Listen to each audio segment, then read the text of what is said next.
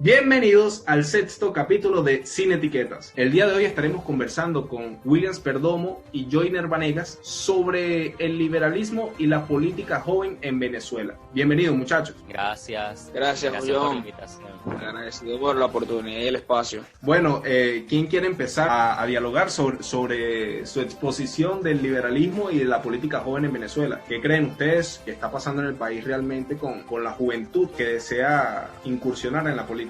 Bueno, John, nuevamente agradecido por el espacio. Te felicito por este tipo de contenidos, por este tipo de iniciativas que contribuyen de una forma muy positiva a lo que es la comunicación. Y en cuanto a la pregunta que me haces, mira, John, creo que debiéramos comenzar inequívocamente por una realidad, y es que en Venezuela no existe libertad plena de muchísimas cosas. Como no existe libertad plena de muchísimas cosas, evidentemente menos existe para el ejercicio de la política. Y allí entramos entonces a analizar de que no hay un sano desenvolvimiento para la juventud que quiera ser. ¿Y qué sucede con todo esto? Que los que han tomado la iniciativa de hacer política se han encontrado con el mar de esa política negativa, de esos vicios, de esos antivalores que existen hoy dentro de la crítica nacional, que sencillamente le están haciendo un daño a nuestras instituciones. ¿Qué sucede? Que los políticos, los chamos, los que deseen incursionar en esto o los que desean incursionar en el ejercicio, lo que terminan es viciándose y pareciéndose a lo que nosotros como joven o nuestros padres en el pasado querían desterrar, querían acabar, que es esa política llena de vicio, llena de falsas premisas, que robe pero que haga. O sea, creo que el ejercicio de la política se degenera tanto que evidentemente es muy difícil encontrar, mejor dicho, casas políticas en las que sencillamente se forme verdaderamente a un político joven y no se le entrene o se le use o se le utilice como ficha para quién sabe qué cosas negativas. Y eso lastimosamente es lo que estamos viendo hoy. Ese es mi primer comentario respecto a la política joven. Sí, yo coincido con Joyner en ese sentido. Yo creo que sinceramente el socialismo le ha hecho mucho daño al país.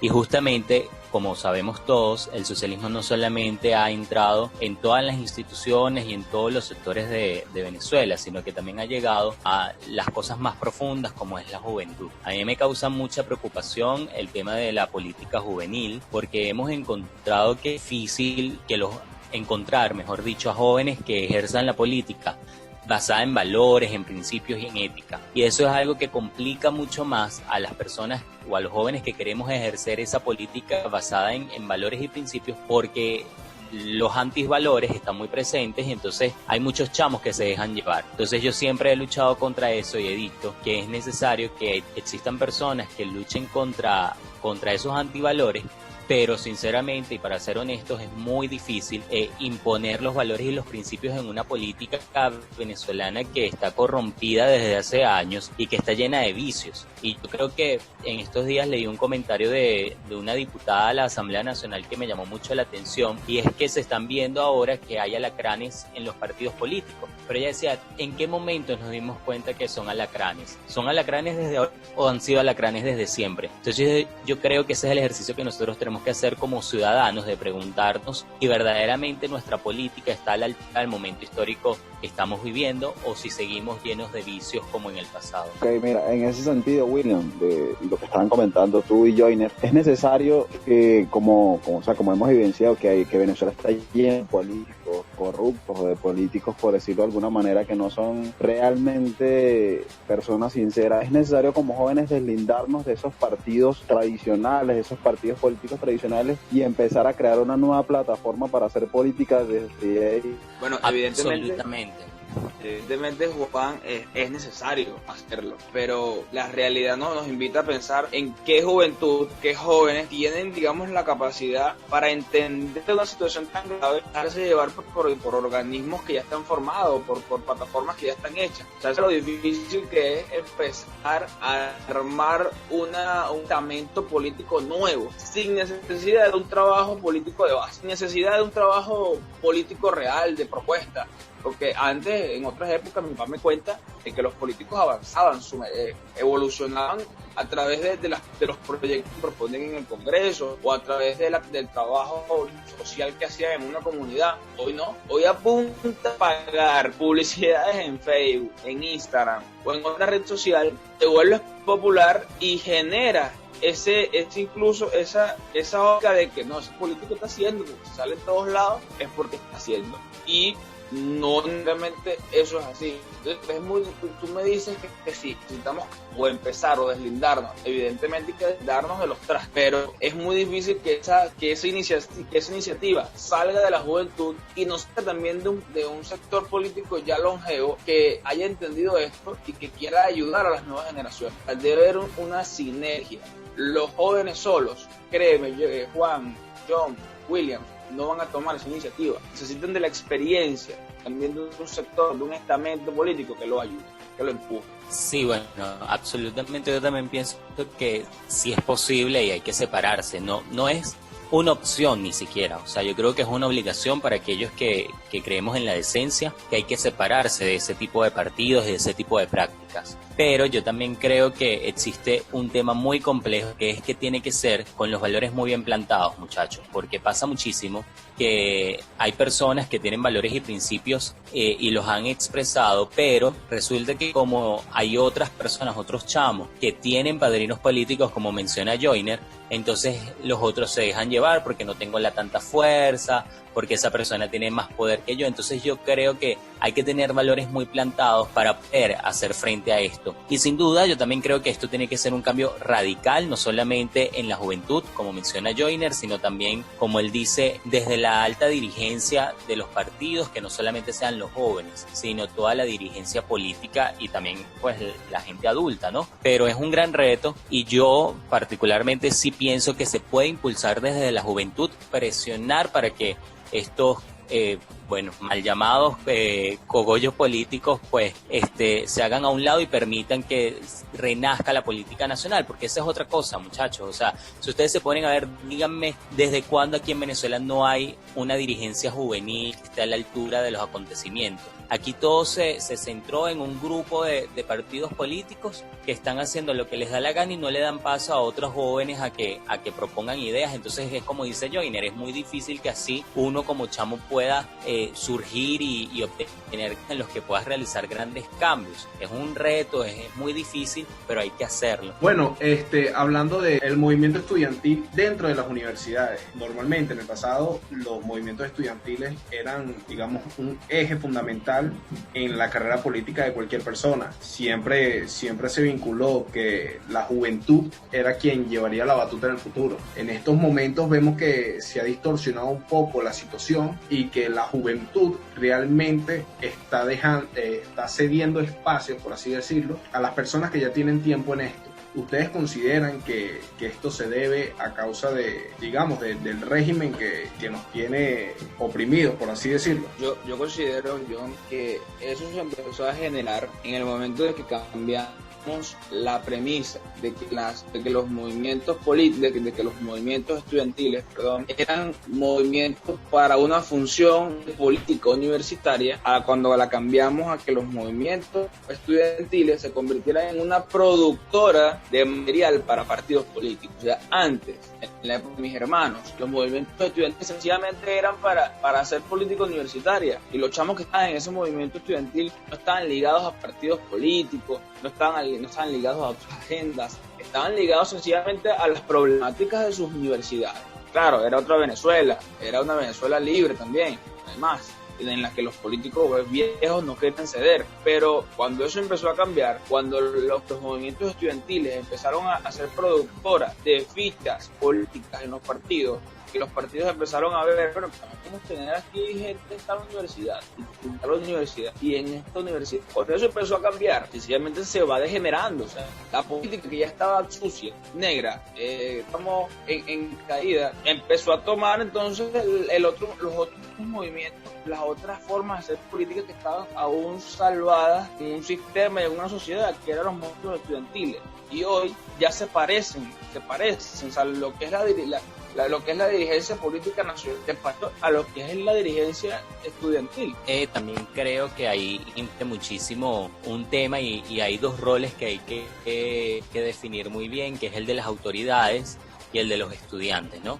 Porque pasa mucho en muchas universidades del país que las autoridades deciden cuáles van a ser las autoridades rectorales, me refiero. Deciden cuáles van a ser las autoridades estudiantiles, que jueguen con ellos en lo que les conviene y en lo que no les conviene. Entonces ahí también es muy importante porque eso lo que hace es truncar el sueño o digamos el proyecto de otros jóvenes que simplemente crean cosas totalmente distintas. Entonces ahí también hay un rol fundamental que es el de los estudiantes, que es de, bueno, alzar la voz, el reclamar que esto no sea así, porque también hay algo muy cierto, muchachos, y es que lamentablemente también nos hemos dejado llevar mucho por el sensacionalismo, por el populismo, por este tipo de prácticas que al final la gente te dice, bueno, a mí me gustan tus ideas y me parece que es lo correcto y yo voté por ti, pero entonces resulta que luego cuando las masas deciden ir a votar porque la otra persona regaló camisas o hizo campaña o salió en la Asamblea Nacional, entonces resulta que la gente se deja llevar por eso. Entonces ahí los jóvenes estudiantes tienen un gran reto, que es asumir con fuerza pues las ideas que ellos creen, sin importar si el otro llega regalando papeleras, arreglando salones, porque ahí, como dice Joyner, hay una maquinaria muy grande que no todos los jóvenes que quieren hacer política universitaria tienen. O sea, estoy hablando de que conozco gente que ha recibido dinero para hacer campaña en los movimientos estudiantiles, y peor aún, que han recibido muchísimo dinero y de ahí nada más han otorgado el 10% a lo que es verdaderamente la campaña universitaria. Entonces, oye, ahí nosotros tenemos un rol fundamental que es no solamente el de denunciar, sino también el de tener muy claro qué es lo que nosotros queremos para nuestra universidad. Si queremos el mismo compañerismo de toda la vida en el que, bueno, yo voto porque él me da, o si de verdad asumimos que votamos por las ideas que tenemos. William, apoyando tu idea, sí hemos visto que la política nacional se ha folclorizado de alguna manera, porque en Latinoamérica, yo creo, es bastante particular la manera de hacer política, ¿no? Vemos las campañas políticas como shows mediáticos, como cualquier otra cosa, y en lo que tú estás diciendo, y en lo que estamos hablando en cuanto a lo que se hace dentro de las universidades, sí hemos visto campañas un poco raras. Recuerdo una de las últimas campañas electorales que hubieron dentro de la universidad, que había uno de los partidos que estaba regalando chupis y me parecía bien raro, porque yo decía, oye, o sea, es necesario regalar chupis para incentivar a que la gente vote por ti, pero yo creo que 20 años de este socialismo, de este mal llamado socialismo, o de esta miseria política a la que nos han acostumbrado, yo creo que eso es lo que ha aprendido esta generación y eso es lo que ha visto a esta generación, que se ha dañado políticamente y se seguirá dañando pues si no hay bases que le enseñen cosas nuevas. Pero vemos realmente lo que quiero preguntarle es, ¿vemos futuro en la política joven venezolana? ¿Y cuál sería ese camino a seguir para poder hacer política de buena manera? Antes que alguien conteste, yo creo que sí.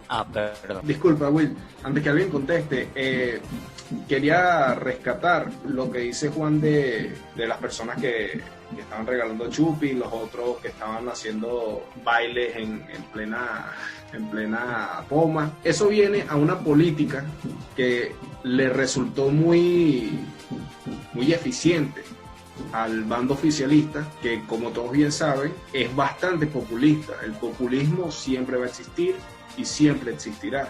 Realmente es un método que utilizan para ganar la confianza de aquellas personas que dicen, hey, él es como yo, entonces yo le voy a dar mi voto. Sin embargo, está claro que a través de la historia, los partidos que han sido populistas son aquellos mismos que cuando están en el poder son autoritarios. Tenemos un caso que es totalmente palpable y tangible, que es el chavismo. Chávez, antes de montarse en el poroto, él era una persona muy carismática, hizo promesas que nunca cumplió, realmente hablaba con el pueblo, se la pasaba de pueblito en pueblito, abrazaba a todo el mundo, hizo un populismo que digamos que en Venezuela no se había visto antes, a pesar de que siempre se intentó hacer eso, que si los candidatos iban para los barrios, pero hasta ahí. Chávez prácticamente vivía en un barrio, abrazaba a todo el mundo, se metía 3 horas hablando, se iban los demás y se quedaba él. Ese sentido de populista, el Chávez como buen populista, fraternizó con las personas. Y de la generación que vino posterior a esa, piensa que ese es el camino correcto, que tú tienes que ser populista, no importa si tus ideas no sirven, no importa si realmente tú no tienes claro qué es lo que quieres y qué es lo que deseas, sino simplemente que las personas voten por ti para tú tener un cargo. Y creo que eso fue lo que realmente pasó en muchas universidades. Eso se ve en distintos lados. William, lo que ibas a decir. Sí, no, yo lo que te iba a comentar justamente que, bueno, primero rescatar que en esa campaña particularmente hubo muchas irregularidades. Más allá de los regalos y todo esto, hubo muchas irregularidades, pero va de la mano con lo que tú estás comentando, ¿no? Es importante también rescatar que lamentablemente ese ha sido el camino de muchos partidos políticos en Venezuela y que los jóvenes ven e imitan y creen que ese es el camino. Ahora, lo que yo sí creo un poco, sé que a lo mejor Joyner no está muy de acuerdo, pero lo que yo sí creo es que muchas veces nosotros pensamos que es algo que están imitando fortuitamente, cuando en realidad yo creo que todo es con la intención. ¿Con cuál intención? Bueno, con la intención de que la gente sienta que depende de esa persona para que esa persona continúe en el poder. Entonces es muy importante esto. ¿Por qué? Porque simplemente lo que hacen es, mira, si yo soy consejero universitario, vas a tener esto, pero si yo dejo de ser consejero universitario, no vas a tener esto. Entonces ahí lo que nosotros estamos viendo, y es lo que hemos visto en muchas universidades, es que es un vil chantaje, muchachos. Al final esto es un chantaje y yo lo puedo decir con total propiedad, porque mira, yo conozco gente que hizo política universitaria de altura y a esas personas les trancaron miles de cosas para que hicieran. Es decir, no les permitían hacer eventos, no les permitían pintar salones, no les daban permisos para realizar actividades. Pero entonces resulta que esta persona, que es la que quieren las autoridades que estén, sí la dejan hacer actividades, sí la dejan realizar. Entonces todo es un chantaje, porque entonces todo rueda que el estudiante entiende que debes votar por el candidato de tal persona para poder hacer algo en la universidad. O si decides votar por el contrario, entonces resulta que la universidad se va a caer porque la representación estudiantil está atada de más y no podrá hacer nada. Entonces todo al final se lleva al mismo, y es que es un chantaje para mantener una rueda en la que ellos puedan manipular y manejar al que le dé la gana. Juan preguntaba que si esto es algo que es una práctica que hemos ido asumiendo porque pareciera que es algo en toda la región. Yo lo que creo es que sí, por una parte, pero por el otro lado nosotros tenemos un compromiso que es el de hacer las cosas diferentes, y tampoco tengo dudas, y sé que Joyner puede que no esté de acuerdo mucho conmigo en este punto, pero tampoco tengo dudas de que muchas veces todo esto es con una intención. Es decir, no es que son populistas porque lo aprendieron, sino que son populistas porque les conviene mantener aquella visión de que nosotros, los estudiantes o el ciudadano común, depende de ellos para que ellos continúen en el poder. Entonces, si ellos no continúan en el poder, perdemos algunos beneficios. Y eso lo hemos visto en las universidades. Yo conozco con propiedad de casos de personas que tenían sus valores muy bien plantados, que hacían cosas buenas, que tenían proyectos muy claros, que no se les permitía hacer nada en la universidad porque no cumplía con las ideas de algunas autoridades. Entonces resulta que llegan estas personas que son populistas, como ustedes mencionan, y empiezan a cumplir con las cosas que le piden las autoridades. Entonces a esa persona sí la dejan hacer actividades, sí la dejan realizar proyectos. Entonces ahí tú lo que ves es que todo es un círculo vicioso en el que la finalidad es que el estudiante o el ciudadano termine haciendo lo que la cúpula quiere que haga. Pero ¿sabes por qué pasa eso, Williams? Y aunque no lo creas, sí coincidimos mucho en eso, pero escúchame, cuando los partidos políticos dejaron de intentar como una institución o una organización en la que prevalieran las ideas, porque esos son los partidos políticos son únicamente una escuela pero fundamentada en una idea específica, y los partidos políticos digamos que se degeneraron de enseñarle a su militancia, a sus afiliados, lo que es el tema formativo. Yo que pertenezco, todavía soy afiliado a un partido, yo que por ejemplo he estado y he conocido a muchas personas ligadas a la política, sé que y le pregunto a muchos y yo les digo, mira, pero en tu parte es la visión política de tu partido, la visión ideológica de tu partido, porque eso es importante en un partido. No, bueno, a mí no me enseñan eso, a mí lo que me enseñan es, bueno, a cómo ir a una comunidad, a 4 gritos y a cómo tomarme la fotografía. Y eso es sencillamente porque los políticos han estudiado que vivimos en sociedades con nichos súper arraigados a la gente. La gente en un país donde los dichos sean, bueno, somos el mejor país del mundo, pero porque tenemos el Santo Ángel y playas bonitas. Imagínate un país en que sus ciudadanos digan eso, cualquiera que le venga ofreciendo fiesta, que le venga ofreciendo diversión, piensa que es una buena gestión. Y eso sencillamente pasa por lo que te comento, William. Los partidos políticos no se han encargado de formar ciudadanía, y precisamente esa es la labor principal, más allá de llegar al poder, que es el objetivo principal de un partido. Pero más allá de eso, el otro objetivo principal de un partido debe ser decir a los ciudadanos: si tú vas a estar aquí, nosotros aquí creemos en el liberalismo, nosotros aquí creemos en la socialdemocracia, nosotros aquí creemos en el socialismo, o somos comunistas, o qué sé yo, informarlo, y que el ciudadano, bueno, entre en esa capacidad crítica, en esa capacidad de análisis de qué es lo que más le conviene a un país. Yo que pertenezco a un partido político porque soy afiliado, hoy no soy actualmente porque me dedico al periodismo,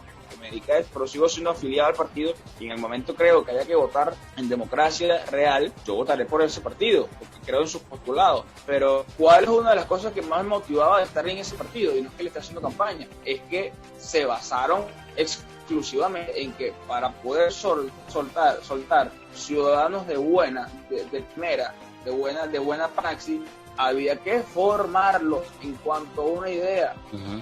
Ahora no está haciendo. Los partidos políticos crean cualquier cosa, crean personajes, porque eso es lo que crean, personajes adecuados, sí, a una realidad política, pero no adecuados a un pensamiento político. Y ahí está el gran problema de la sociedad que tenemos, que creemos en nichos y no en ideas. Y sencillamente los que creen en la idea creen en el peor. Así es. Bueno, ya que tocan el tema de elecciones, creo que es importante que hablemos también sobre el tema que está en la palestra, por así decirlo, que son las elecciones de la Asamblea Nacional. Hay muchos partidos que ya están desechando a los políticos que tienen tiempo ahí y están renovando, están colocando caras nuevas para que las personas empiecen a como que bueno, vamos a ir a una elección, ya no son estas personas, es un sector joven, cambiaron el CNE, pero más allá de eso hay un trasfondo. ¿Qué opinan ustedes sobre las elecciones que quieren plantear para el 6 de diciembre? Bueno, lo primero es dejar claro que no son elecciones. En Venezuela no hay elecciones. En Venezuela hay una comparsa electoral, un simulacro electoral en el que participan algunos colaboradores del régimen. Pero aquí no hay elecciones. Muchas personas van a decir, bueno, pero es que en el 2015 la oposición ganó la Asamblea Nacional y lo podemos volver a hacer y todo esto. Yo creo que nosotros tenemos como ciudadanos el deber de recordar lo que sucedió en el año 2015 y las diferencias que hay de aquel año. En el año 2015 los ciudadanos tenían sus centros de votación específicos, los mismos de toda la vida. En el 2015 no había ocurrido lo de la Asamblea Nacional Constituyente, cuando Marmari dijo que habían movido o habían tocado las cifras reales del resultado de esas elecciones. En el 2015 los ciudadanos no tenían que ir a lugares tomados por grupos oficialistas para votar. Entonces a la gente como que se le olvidó eso, a la gente como que se le olvidó que en octubre del 2017 la gente tuvo que ir a sectores populares a votar montados en una montaña, amenazados por grupos oficialistas, y que esas elecciones no fueron transparentes porque no hubo condiciones electorales para acudir. Y estas son las mismas circunstancias. Ya cuando tú ves que, aunque cambiaron el CNE, pero tú ves que entonces aumentan el número de parlamentarios cuando eso no está en la Constitución, porque la Constitución establece muy bien cómo se define el número de parlamentarios, y cambian la modalidad de elección de los diputados, ahí tú entiendes que no hay condiciones. Y algo que quiero rescatar para culminar es que yo no pido condiciones mínimas para ir a unas elecciones en Venezuela. Yo pido que hayan condiciones para ir a unas elecciones en Venezuela, porque no hay tal cosa como condiciones mínimas o condiciones máximas. Hay elecciones con sus condiciones y punto. Entonces ahí yo creo que nosotros tenemos un rol muy importante, y es primero aceptar que eso no son elecciones Y lo segundo es, bueno, asumir que lamentablemente en Venezuela, para que haya una elección, tiene que haber una serie de que se deben cumplir. Entre esas, lamentablemente, tiene que pasar que exista el control del territorio en la decencia y en los valores que se han construido en Occidente. No podemos ir a unas elecciones mientras este país esté tomado por fuerzas que no la democracia. Entonces, esto es un tema muy profundo que hay que tocar con mucho cuidado, pero primordialmente no hay elecciones porque para que hayan elecciones no tienen que haber grupos oficialistas amedrentando ciudadanos en los centros de votación, tiene que haber una depuración, del cosmos. Los ciudadanos podrían ir a su centro de votación legítimo, no al que impuso el Consejo Nacional Electoral, sino al legítimo. Y también en una coyuntura mundial como la que estamos viviendo, me parece que es una gran irresponsabilidad hablar de elecciones cuando eso es una farsa electoral. Bueno, obviamente yo tengo mi tesis, pero tampoco tengo dudas. La elección de 2015, por ejemplo, fue una decisión voluntaria del régimen de permitir que esa victoria fuese de la oposición para vestir este régimen, este sistema de mafia, de democracia, de legitimidad. Entonces, evidentemente, ese es como primer punto. Y como segundo punto, hoy, cuando hablan de elecciones, hay contexto del país venezolano. O sea, me da que en Venezuela no hay una situación trágica, una situación de pérdida del territorio, de abuso de la libertad, etcétera, etcétera. O sea, es un largo etcétera. Y me hablan de elecciones, va a resolver el problema de raíz venezolano, de legitimidad, que no es cualquier cosa, es un problema de legitimidad. Y cuando hay un problema de legitimidad con más abusos y más autoritarismo, no se va a resolver. Yo creo que la gente evidentemente no va a ir a comparecer en ese evento, no va a participar en ese evento. ¿Y por qué? Porque se perdió la confianza en el voto, porque la gente es consciente de que el voto hoy no elige de verdad, porque la gente es consciente de que va a una elección, porque la gente aprendió, mejor dicho, en dictadura, que las elecciones se utilizan para elegir a sus representantes de verdad, y hoy no eligen a sus representantes de verdad, sino que se los imponen. Tienen esa sensación, y mientras esa sensación no sea quitada del ideario de la gente, aquí sencillamente la gente no va a participar más, porque de paso la gente se ha venido dando cuenta de que a los que están allí luego no trabajan en función de para lo que fueron elegidos.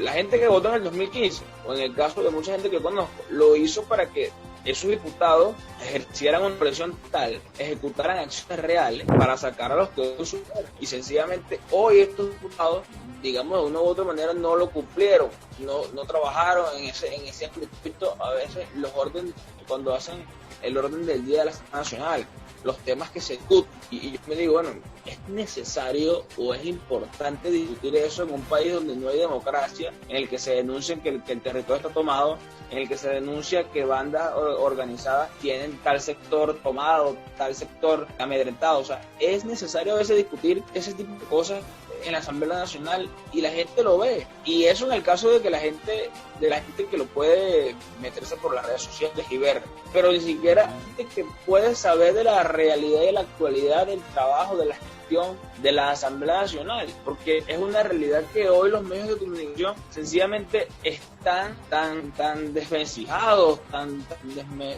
no sé cómo decirlo, tan despellejados, que la gente no conoce ciencia cierta lo que está pasando en ese parlamento, y la gente lo que no ve sencillamente lo desconoce, y como lo sé, no confía.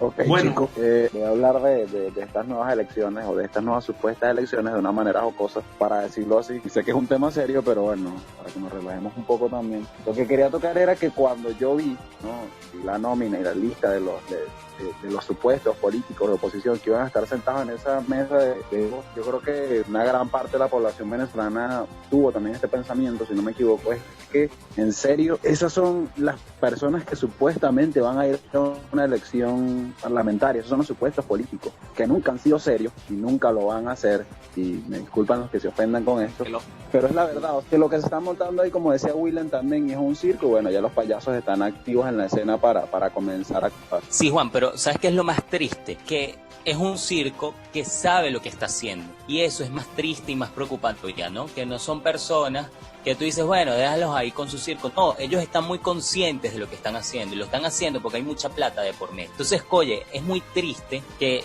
hayan ciudadanos venezolanos que estén muriendo de hambre, mientras hay una parte de la dirigencia que está recibiendo migajas electorales y lucrándose a favor del hambre y del sufrimiento de los venezolanos. Eso lo que da es tristeza y te habla muy bien de qué tan grave estamos nosotros como sociedad, ¿no? Y lo otro, y rescatando el tema de las elecciones y compartiendo lo que dice Joyner, que a mí me llama mucho la atención, es que me digan si el éxodo venezolano, los más de 4 millones de venezolanos que salieron de nuestras fronteras van a poder elegir. Eso no va a pasar. Esa gente no va a poder votar libremente porque los consulados no están funcionando, porque el régimen los tiene cerrados, porque no los va a dejar votar. Entonces, oye, ahí hay un tema, porque no están en el registro electoral, porque hay una serie de cosas que tienen que cumplir para estar en el registro electoral y lamentablemente pues es mucho papeleo y hay muchos que no se terminan de registrar. Entonces, oye, esas cosas hay que decirlas, porque entonces quieren verle la cara al venezolano de que no, que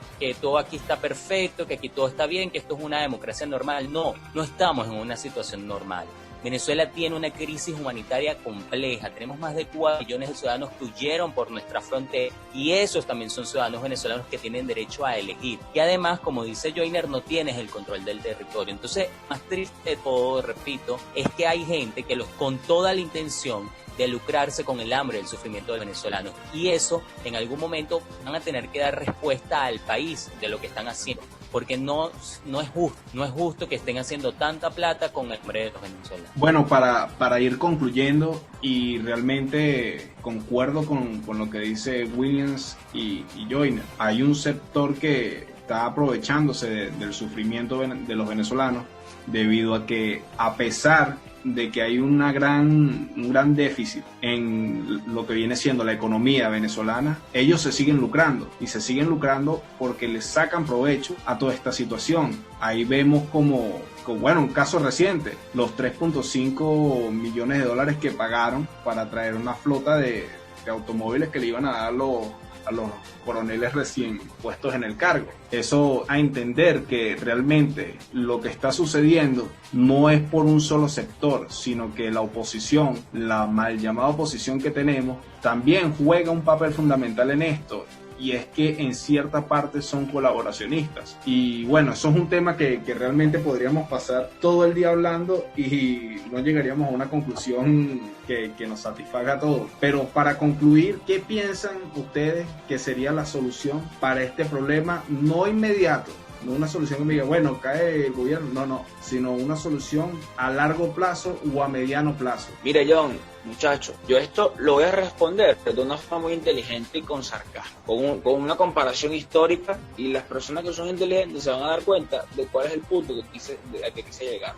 Quizá ustedes lo continúen. Yo voy a poner un ejemplo histórico, incluso de la misma Venezuela, para que vean cómo se actuó en el pasado y cómo se está actuando hoy. Los que saben un poquito de historia, yo no es que soy un experto historiador, pero conozco, por ejemplo, de la dictadura de Pérez Jiménez, y una dictadura parecida en el contexto a la de ahora, pero la de ahora es más grave, 10 veces más. En aquel momento había partidos ilegalizados, políticos perseguidos, políticos en la clandestinidad, en el exilio, etc. Y esos políticos fueron conscientes y fueron congruentes con el momento que se estaba viviendo, con la situación en la que estaba el país. Es decir, se sabía que había un tipo oprimiendo al ciudadano, y se sabía que había un señor usurpando el poder, digamos, minando las instituciones, evitando el sano funcionamiento democrático. Que hicieron? Bueno, ellos se fueron al exilio, empezaron a trabajar en vías reales para sacar esa dictadura, y esa dictadura se quedó, chico, desde la conspiración, desde el trabajo político,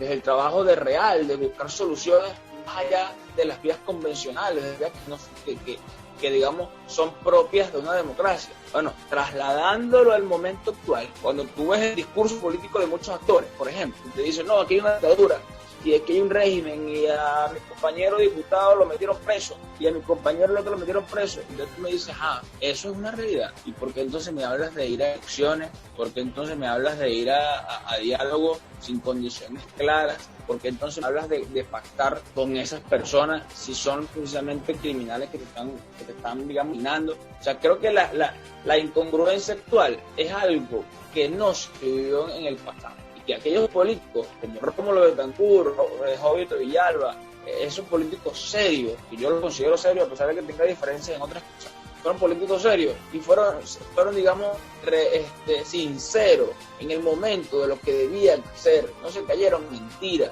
Dijeron, mira, aquí hay una realidad, que hay una situación de dictadura, hay un tipo en el poder y para poder ejercer la democracia, la política real, tenemos que sacar ese tipo. Y hasta que no lo saquemos, no vamos a lograr ejecutar la política real, sincera para el ciudadano. O sea, no es que vamos a hacer una política paralela, que vamos a tratar de gobernar, ignorando que hay un dictador ahí, que hay una situación digamos, en la que se cercena la libertad de expresión, la libertad individual, pues a hacer política. No, ellos sabían que había una situación dramática, difícil, y que había un muro de contención que se llamaba dictadura. Vamos a acabar con la dictadura primero, por vías no convencionales. Vamos, no es que no quiero decir la palabra, yo quisiera decir cosas, pero no las quiero decir de forma tan directa. Pero esos políticos actuaron de una manera sincera y real con el momento, y los de ahora viven en una burbuja engañados. Los de ahora quieren seguir haciendo política en los barrios, como se han pasando, quieren seguir visitando comunidades, de lolitos, chéveres, quieren seguir viajando al interior del país en giras y tal, y no. Y esto es una crítica para todos los políticos. Aquí hay una situación real y lo que se deben estar buscando es nexos reales para acabar con esa dictadura. Así es. Mira, yo particularmente creo que el camino para salir de esta situación es primero dejar atrás el socialismo y la sinvergüenzura, que se acaben las fiestas en algunas islas en donde van a comer sabroso y a compartir con la dictadura, ¿no? Tener muy claro cuál es el camino, que todos sabemos cuál es, para lograr la libertad, pero hablarle con la verdad a los venezolanos. Los venezolanos están cansados de mentiras y con mentiras nosotros no vamos a lograr absolutamente nada. Es hablar con la verdad y decir lo que se está haciendo y lo que no se está haciendo para reconstruir el país. Y finalmente, muchachos, yo creo que hay algo muy importante y es, sinceramente, rescatar las ideas de nuestros padres fundadores. Yo en estos días hacía como un poco un juego con alguien que cree en elecciones y le decía, bueno, pero ¿tú te imaginas a Simón Bolívar que le hubiese pedido elecciones a la corona española al momento de nuestra libertad? Se lo hubiesen dado. Esto es más o menos igual. Es una cúpula que está en el poder, que tiene secuestrado a todo un país. Entonces, allí yo lo que los invito es a que recordemos a nuestros padres fundadores. Y como yo siempre digo, y quiero finalizar mi intervención de esta manera, es que recordemos cómo construir una verdadera república liberal como la soñaron nuestros padres fundadores. De esa manera nosotros sabemos entonces qué es lo que tenemos que hacer y no hay que decirlo, sino hay que actuar y punto. Bueno, yo creo ya que hablamos lo suficiente y está muy claro el pensamiento de cada uno y los argumentos, y cada quien defendió muy bien sus argumentos.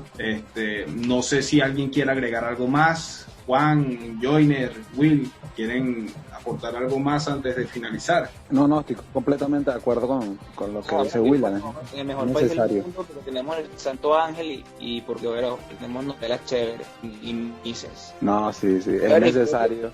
Bueno, yo creo que realmente hay que ser claros en el mensaje que intentamos transmitir, y es que no caigamos en propaganda populista. Las elecciones que están planteando no son elecciones, es un fraude más como el que vienen haciendo desde hace tiempo, desde hace muchos años. Recordemos el fraude de 2017, que aún siendo un fraude, estamos buscando la manera y la forma de salir de este señor que está usurpando el poder en Venezuela.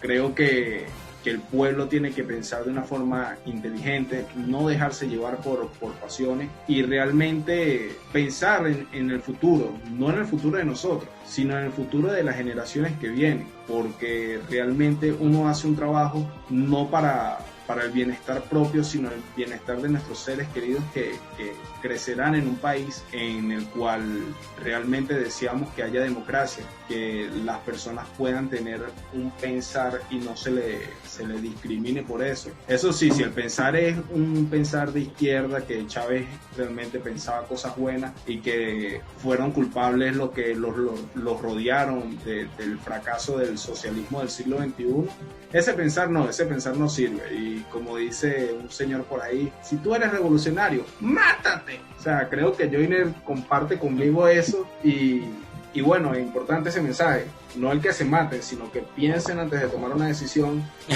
sean sensatos al momento de emitir una opinión. Y a los periodistas yo creo que nunca está de más decirle que antes de emitir un juicio sean razonables, investiguen un poquito, vean si la fuente es confiable, porque también se ve que últimamente hay muchas personas que quieren protagonismo y que publican cosas que no tienen ni pies ni cabeza. Entonces un mensaje para ellos también. Mira, John, y algo importante, yo creo que es un mensaje tanto para los dirigentes juveniles, que fue lo que iniciamos hablando, como para toda la sociedad, y es no más cohabitación. Y yo creo que esa es la lección que nos dejan los grandes países que en algún momento tuvieron situaciones similares a la de Venezuela.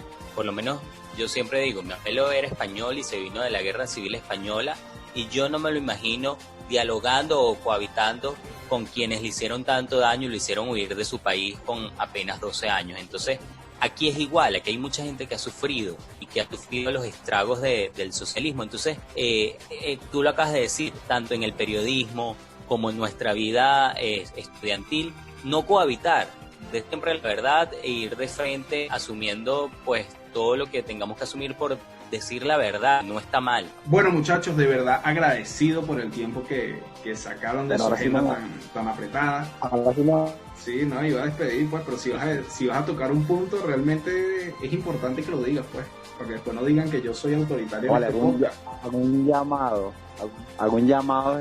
desde aquí, desde mi tribuna, desde mi punto, a Franklin Virgües, que por favor deja de hacer esos videitos porque mal te está quedando, hermano. Algún llamado, se tenía que decir y se dijo.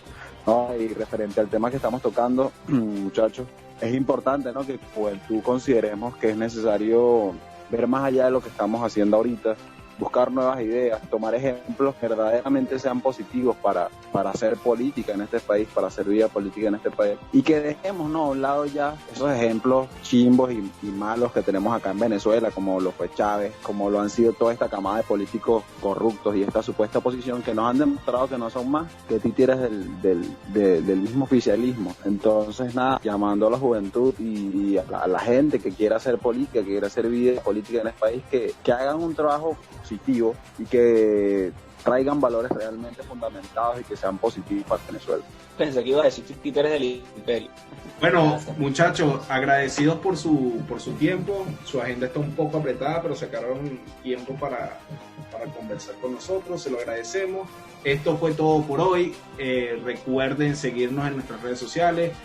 William, tus redes sociales y Joyner. Bueno, mis redes sociales son @wperdomod en todas las redes. @soyvanegasg en Instagram y Twitter, y en Facebook me siguen por Joyner Vanegas Gómez, normalito. Bueno, esto fue todo por hoy. Se despide John Pérez y Juan J. Pachanga. Recuerden seguirnos por Instagram en @sinetiquetas412. Importante que nos sigan por ahí, y por nuestras redes sociales personales, que son John Jepak en Instagram, John P14 en Twitter, y las redes sociales de Juan Pachanga, que son en Twitter @soy Juan Pachanga, y en Instagram Juan M. Bac, el Bac con pequeña. Recuerden seguirnos en @sinetiquetas412, y bueno, llévatelo.